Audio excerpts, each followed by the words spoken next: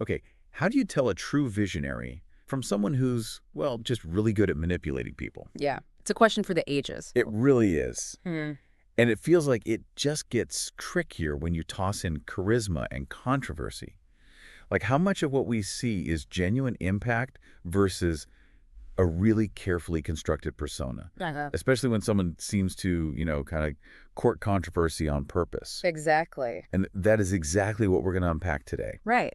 This deep dive Hmm. is all about Marilyn Manson. Oh, interesting. Is he a groundbreaking artist who's just pushing boundaries? Right. Or is he a calculated provocateur, exploiting our fascination with that dark side of things? Yeah. Or is he somewhere in between? Right. I mean, we've got a ton of sources here, articles, legal documents, interviews, and we are going to break it all down. I'm ready. So to kick things off, I think it's fascinating that right from the start, Manson seemed to really understand the power of image and controversy. Absolutely. Even his stage name, Marilyn Manson, is this combo of Marilyn Monroe and Charles Manson. Such a provocation. It's almost like he's signaling right from the get-go that he's messing with our expectations.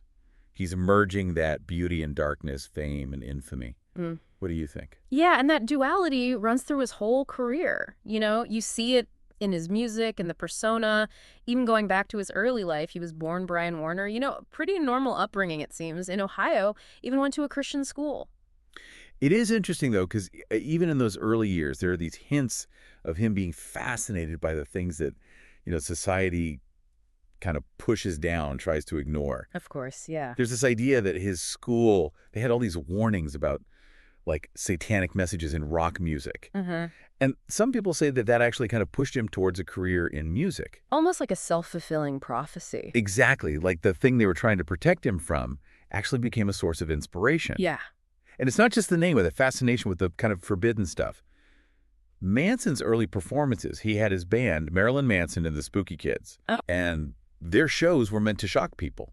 Like, we're talking nudity, religious imagery, used in all these provocative ways. They even used animal parts on stage. It definitely got people's attention. For sure. But you have to wonder, was that a genuine expression of, his artistic vision? Yeah. Or was it a calculated move just to get noticed? Right. This is where it gets tricky. Totally. Like, is it pure shock rock or is there something more? Right. It was the early 90s, and if you think about it, there was a lot of rebellion in the music scene.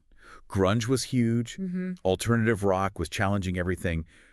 Manson really tapped into all that. Absolutely. He took it even further. He wasn't just singing about typical teenage angst.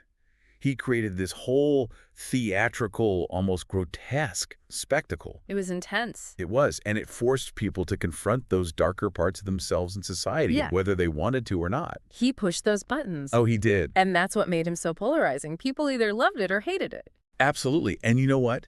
That strong reaction, that engagement, it's something that every grifter or gifted figure seems to cultivate. You're right. They know controversy gets attention, and attention, especially these days with so much media everywhere, attention equals power. It's like currency, right? Yeah. It becomes record sales, becomes ticket sales. Ultimately, it can be cultural influence. Exactly. Which brings us to a really pivotal moment in Manson's career. Okay. The Columbine High School massacre in 1999. Yeah, that changed everything. There was absolutely no evidence connecting his music to the shooters, but He became a scapegoat. he did. Especially in the media. Big time. It was a textbook moral panic, right? Totally. Society was reeling from this horrific event, and everyone was trying to find someone or something to blame. It's a natural human reaction, unfortunately. It is. And Manson, with his image, his music, all those themes of violence and alienation, he was an easy target. He was. It's important to unpack this idea of a moral panic, for our listeners. Yeah. It's when a person, a group, an idea, whatever, is seen as this huge threat to society. Right, like it's going to bring down the whole system. Exactly. And it spreads really fast, this fear and concern, and it's often blown way out of proportion. The media really feeds into it, too. Oh, absolutely. And that's what happened with Manson. The coverage after Columbine was intense. Some were even saying his music directly influenced the shooters, even though they weren't even fans. It's crazy how quickly public opinion can shift. It is, and it shows how easily fear can be used to target people who are already seen as different or challenging. For sure. And the fallout for Manson was huge. There were calls to ban his music, protests at his concerts, Even politicians tried to censor his work. Yeah, there was that Michigan State Senator Dale Sugars. He actually went to a Marilyn Manson concert. What? Because he said it was research, to understand the negative effects. Wow. And then he tried to pass a bill requiring parental warnings on tickets and promos for any artist with a parental advisory label. It's wild to think about how much power people thought Manson had. Like, his music could actually control people's actions. They really believed he was this dangerous influence on kids. Yeah. And that perception, whether it's true or not, is what makes this whole grifter or gifted question so fascinating. Right. Was he, like, intentionally playing into this fear to boost his career? Or was he just expressing himself, even if it made people uncomfortable? It's a tough one. It is. And here's the thing. Manson didn't just sit back and take it. He didn't. He wrote this really powerful essay for Rolling Stone in response to the whole Columbine tragedy. What was it called? It was called Columbine. Whose fault is it? Oh, wow. He really went there. Yeah. He argued that instead of blaming music or movies, we should be looking at the deeper issues. Things like bullying, access to guns, adults not listening to young people. He had a point. He did. He was really articulate about it. He even talked about the hypocrisy of a society that loves violence in video games and action movies, but freaks out when musicians explore the same themes. Interesting. And that essay actually earned him some respect from people you wouldn't expect. Like who? All sorts, He started being seen as more than just this shock rocker. Like, maybe he was a social commentator, a thinker. It made people wonder if he was this manipulative villain or just an artist that people misunderstood. I see what you mean. It's like that whole idea of polarizing figures. Exactly. They often blur those lines. They might be really good at playing the public, but they can also have genuine talent and insight. Right. Makes you wonder if that whole grifter or gifted thing is too simple. I agree. Maybe it's not one or the other. Maybe it's more of a spectrum. Totally. People can fall at different points on that spectrum at different times. Yeah. And that's something to remember as we dig deeper into Manson's story, because things get even more complex in the years after Columbine. Oh, they definitely do. For a while, it did seem like he'd moved past the whole Columbine thing, Yeah. He was putting out music, touring, even doing some acting here and there. Right. Still provocative, but maybe people were starting to see him as more of a serious artist, someone who had things to say. More of a commentator, maybe? Exactly. But then, Yeah. early 2010s, a whole different kind of controversy starts building around him. Oh, yeah. This time, it wasn't about the music or this stage persona. Right. It was his personal life. This is when the abuse allegations start coming out. Exactly. And these weren't just vague accusations. No. These were multiple women coming forward with really detailed accounts of physical and sexual abuse. And these accounts, they spanned years, and they involved different women. And they were pretty specific. Oh, they were. One of the biggest voices to come forward was Evan Rachel Wood, the actress. I remember that. She'd been in a relationship with Manson back in the late 2000s, Right. and she publicly accused him of grooming her when she was a teenager, and then subjecting her to years of just horrific abuse. That was a huge deal. It was. And her testimony was so powerful, partly because she was already well-known and respected in the industry. Yeah, I gave a lot of weight to the other allegations that were starting to come out. It did, and the accusations themselves were chilling. Esme Bianco, another actress who had been involved with Manson, she filed a lawsuit alleging that he had physically and sexually assaulted her during their relationship. I remember that. She even accused him of human trafficking. What? Yeah, she said he'd brought her to the U.S. under false pretenses for a music video that never actually happened. Wow. Then you have Ashley Morgan Smithline, another former partner. She filed a lawsuit detailing these horrific instances of abuse, claiming Manson had broken her nose, whipped her, locked her in a soundproof room he called the bad girl's room. It's hard to even hear that. It is. But we have to remember that Manson denied all of this. He said he was the victim of a smear campaign. Orchestrated by his accusers. Right, and that their stories were made up or at least exaggerated. He even went on the offensive, right? He filed defamation lawsuits against some of them, including Evan Rachel Wood. He did. And that's something we often see when powerful people are accused of wrongdoing. It's a way to silence accusers, control the narrative. Intimidation. Exactly. But despite his denials, the number of allegations, the consistency of the details made it really difficult for a lot of people to just dismiss them as lies. I can see that. And it wasn't just ex-partners. Right. His former assistant, Ashley Walters, she also filed a lawsuit. Hers was alleging psychological abuse and sexual assault. What did she say happened? She claimed he pressured her into sexual acts, and then when she refused, he blacklisted her in the industry. Wow, so all these accusations together really painted a dark picture. They did. It made you question if all the darkness in his music, in his persona, was actually a reflection of him. Like, were his inner demons coming out? And it forced the music industry to take a hard look at itself. It did. I mean, the music industry has this long history of ignoring bad behavior from its stars. Turning a blind eye. Exactly. And we've seen that pattern over and over, not just in music. Powerful people are protected by this network of enablers who benefit from their success, and they just don't want to rock the boat. It's easier to look the other way. It is, until, there's enough public outcry or legal action, and then maybe some consequences happen. Right. And that's what started happening with Manson. In 2021, Rolling Stone published this massive investigative article that really went deep into all the allegations. Oh, I've read that. It was a big deal.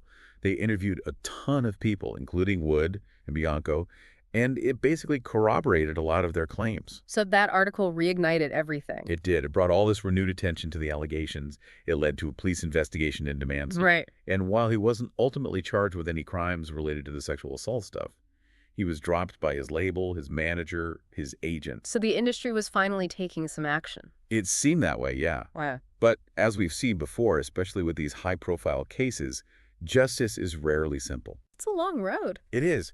There were legal battles, different versions of events, all this back and forth in the media and online. It became hard to even know what to believe. Totally. And that's where that question of grifter or gifted, it becomes almost impossible to answer. Right. Was he using his image, his denials, to manipulate the public? Or was he actually being falsely accused? It's murky.